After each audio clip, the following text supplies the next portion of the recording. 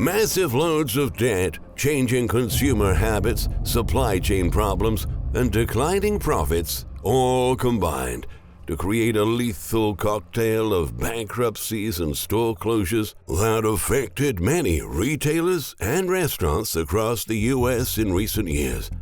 When governments started to introduce pandemic shutdowns in 2020, hundreds of thousands of companies were already struggling with slower foot traffic, weak cash flow, and gigantic piles of real estate debt.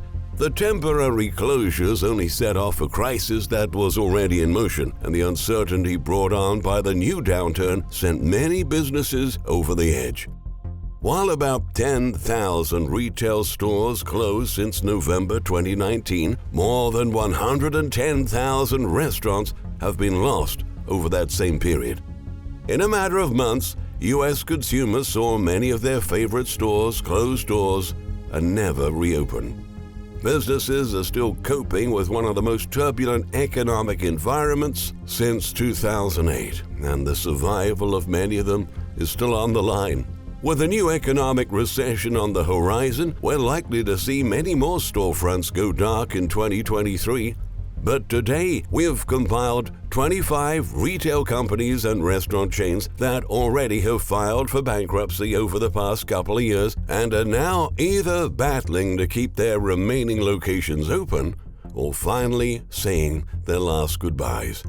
Before moving on, we kindly ask you to support our work with a thumbs up on this video, and don't forget to subscribe to our channel to keep tuned to our upcoming videos.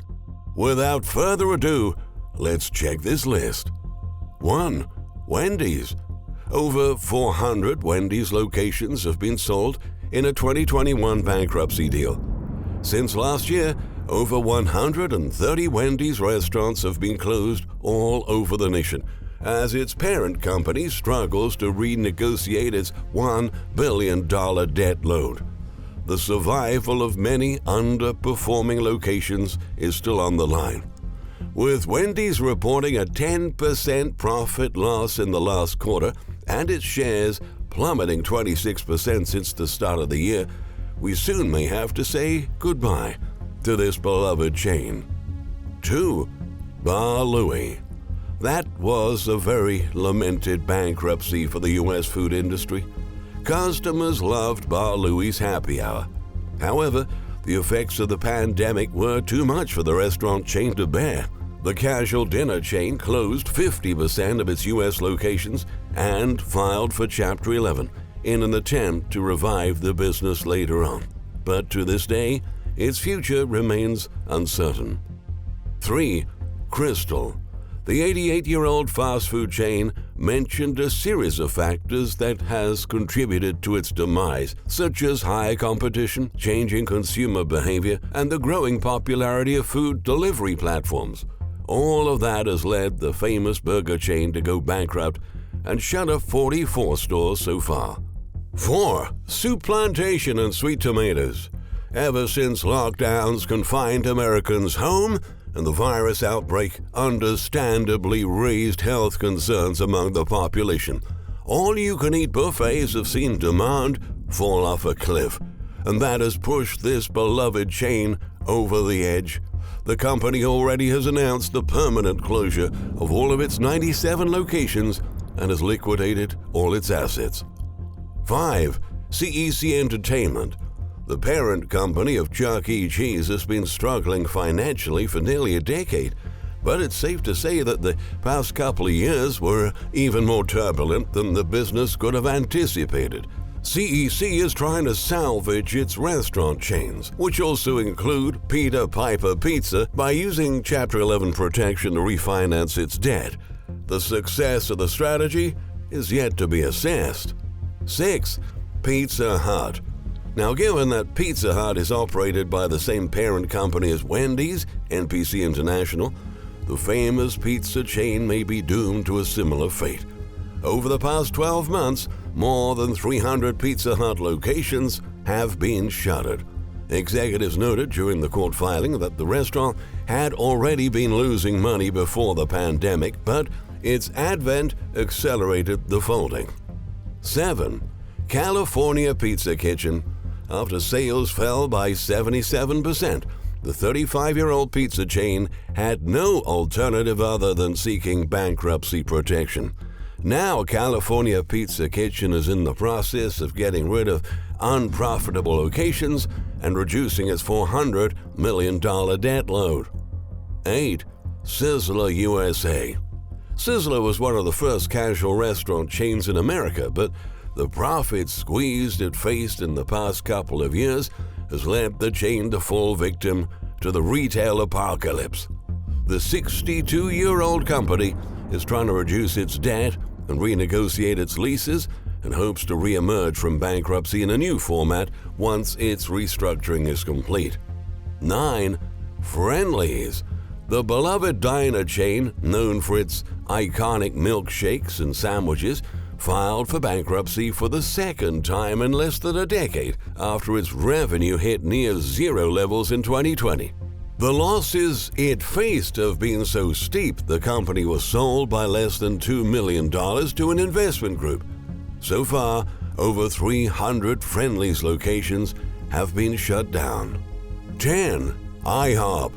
CFRA Holdings, the operator of several IHOP locations spread across the country, reported that most IHOP restaurants have experienced double-digit profit losses in the past few years, prompting the company to file for bankruptcy and close over 100 restaurants since 2020. 11. Le Pain Quotidien. The bakery, sandwich, and pastry chain was one of the first victims of the pandemic-induced bankruptcies.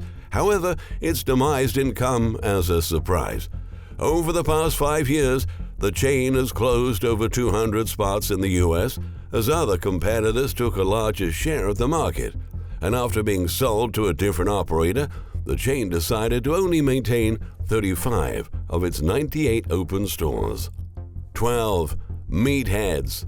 Chicago-based burger chain Meatheads had a rocky 2021, with its parent company Crave Brands filing for Chapter 11 bankruptcy in early April. Not long after, however, one of Crave Brands' principal creditors contested the filing, claiming that Crave had only filed for protection as part of a stunt to stay in charge. All of the controversies and an almost 20% drop in sales didn't play well with creditors, which means we may have seen the last of Meatheads. 13. Sur La Table. The 50-year-old kitchenware retailer saw sales falling precipitously in recent years, and supply chain snarls brought on by the pandemic pinned the last nail in its coffin. The company went bankrupt and sold off all of its $90 million in assets, closing 60 stores in the process. 14. Muji.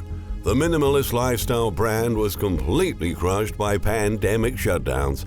The Japanese retailer's cash flow dried up in a matter of months, and in June 2020 it went into liquidation, which then led the company to close its U.S. stores and relaunch as an online brand. 15. Retail wins. The owner of apparel retailers like New York & Co. went completely bust and decided to close hundreds of locations and lay off almost 5,000 employees after revenue fell by almost 40%. Retail Wins blamed its downfall on the challenging retail environment coupled with the impact of the pandemic that has caused the company massive financial losses. 16. Steinmart. The third biggest discount retailer in the U.S. filed for bankruptcy after 112 years in business, closing its remaining 300 stores. Steinmart noted that its collapse was fueled by changing consumer habits and the pandemic, both of which have caused significant financial distress on our business, its CEO said. 17. Furniture Factory Outlet. Owned by private equity firm Sun Capital Partners, the home goods retailer was hammered by a rapid decline in consumer demand, which pushed revenue down by nearly 37%. The company filed for Chapter 11 bankruptcy in October 2021, closing half of its stores and rebranding the remaining ones to American Freight. 18. Olympia Sports. The sporting goods retailer was founded almost 50 years ago and operated around 230 stores at its peak, but since 2019, the company wasn't able to turn out a profit. Olympia Sports filed for bankruptcy in September 2021, but management issues and lack of profitability ultimately led to its total liquidation in 2022. 19. ABC Carpet and Home. After 124 years in business, the high-end home goods retailer went bankrupt in 2021 with a total of $88 million in debt. Notably, the company initially survived the onset of the pandemic.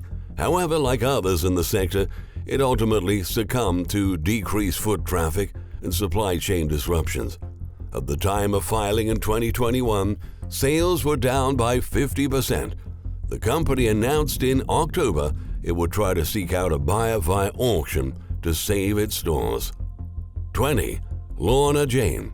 The activewear retailer saw its brick-and-mortar sales plummet 56% in the past 2 years, becoming unable to meet its lease obligations. The company was then hit with a $3.7 million fine in July 2021 after falsely advertising that its clothing was capable of eliminating COVID-19. Bankruptcy was the only move left for the retailer, which hopes to cancel its 21 U.S. store leases while continuing to sell to U.S. consumers online. 21. Sequential Brands Group. The company, which owns brands such as Jessica Simpson, Joe's Jeans, Avia, and One, accumulated a debt of $450 million that it was struggling to pay down amid corporate scandals in the lead-up to its filing. Although it had made moves to improve its financial standing by selling off large assets, those efforts proved futile, and Sequential filed for bankruptcy in 2021. Upon filing, the company looked to sell most if not all of its assets and initiate a bidding process for interested buyers. 22. Solstice Marketing Concepts. In 2021, sunglasses retailer Solstice reported that sales in all of its stores were down by more than 50% due to slower foot traffic and disruptions caused by entangled supply chains. In August, the retailer sought bankruptcy court protection for the second time in a decade as a last resort to save its business. 23. Love's Furniture. While Love's Furniture blamed its financial troubles on COVID-19 related supply chain disruptions, its bankruptcy filings later revealed that warehousing and inventory problems, which led to lost furniture, unsatisfied customers, and canceled orders, were also part of its demise. Since then, the furniture chain has closed dozens of stores and has planned to reorganize as part of its bankruptcy proceedings. 24. The Collected Group. Behind the labels Joy, Current Elliott, and Equipment, the Collected Group was already closing dozens of their stores before 2020. The turbulence that followed only accelerated the end of its brick-and-mortar operations. Since last year, the company has been looking for buyers but was unable to find a satisfactory offer before it declared bankruptcy in the second quarter. Now, it's trying to sell its remaining inventory through online platforms. 25. Centric Brands. The brand collective that owns big apparel retailers including Calvin Klein, Tommy Hilfiger, and Under Armour decided to seek Chapter 11 protection even before its stores started lagging after seeing its retail peers in the clothing sector undergo serious financial problems. The group filed for voluntary bankruptcy to prevent its $435 million debt from undermining its brands. In September, the company said it expects to exit bankruptcy in early 2023, but that will depend on consumers' ability to continue to spend. As one industry rises, another goes down. With the rapid growth of e-commerce and food delivery services, many retail stores and restaurant locations are becoming redundant. Keeping a store open not only requires a reliable customer base, but also good financial health to afford rampant real estate costs and rising wages. That's why these days, companies are preferring to shut down their brick-and-mortar operations altogether and focus on relaunching their brands on online platforms to reduce costs and optimize profits. That may even save some popular brands that have been with us for decades. But at the same time, this also means that our shopping malls and city streets are likely to get even emptier, and that some of our beloved local stores where we've created wonderful memories may cease to exist before we even notice it. Unfortunately, that's the path the retail and food industry seems to be heading towards. Thank you for watching. We look forward to your comments under this video, and here's to the next time.